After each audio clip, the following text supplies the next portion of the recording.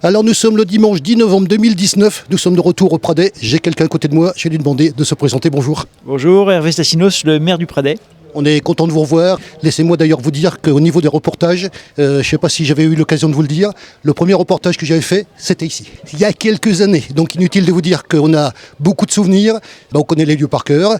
Alors hier, nous étions à la Seine-sur-Mer, sur le Salon alsacien, et on a réservé notre dimanche pour vous. Bien sûr, on est là, on a déjà fait le circuit, on a vu un petit peu comment cette manifestation est cette année. Des petits changements quand même par rapport à l'année dernière. Oui, pas mal de changements. Bon, déjà pas mal de commerçants pradétans qui nous ont rejoints cette année.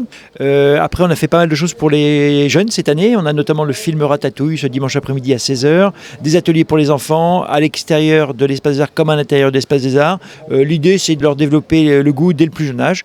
Et puis aussi une innovation hier soir, parce qu'on a fait l'after, donc de 19h à 24h, ça a guinché, ça a dansé, ça s'est amusé. C'était sympa comme tout. Quand on vient ici, bien sûr, il y a, comme vous l'avez dit, l'espace des arts, puisqu'il y a un personnel municipal aussi. Vous savez qu'on est très relations publiques. Je ne sais pas si vous vous en êtes aperçu. Bien sûr, on dit bonjour à tout le monde en arrivant. Vous avez aussi, je tiens à le dire, une équipe au bar qui est très sympathique. Et puis, bien sûr, on vient de faire, juste avant cette interview, le tour des commerçants. Vous devez vous douter qu'on tourne depuis 6 ans, les gens nous connaissent. Et donc, ça crée forcément, et c'est aussi le plaisir de faire ce genre de manifestation, ça crée des liens ici. Bien sûr, ouais, je crois que l'idée, c'est de rassembler les gens. Les gens, ils viennent, on a quelques semaines de Noël, donc l'idée, c'est de venir faire des courses, faire des achats qu'on ne peut pas retrouver ailleurs. Donc, on a pas mal de producteurs de produits qui sont très spéciaux, notamment de l'épicerie exotique, de l'épicerie fine. On a quelqu'un qui produit du caviar aussi cette année, une grande... L'escargot. De l'escargot, de la dominette du Pradet, du caviar qui est un peu du Pradet, mais du caviar quand même, du saumon fumé, des produits de qualité, comme toujours, du champagne, du vin, enfin de quoi se régaler les papilles. Cette manifestation est implantée maintenant, elle fait partie du paysage. Moi je la connais, mais je suppose que je ne suis pas le seul.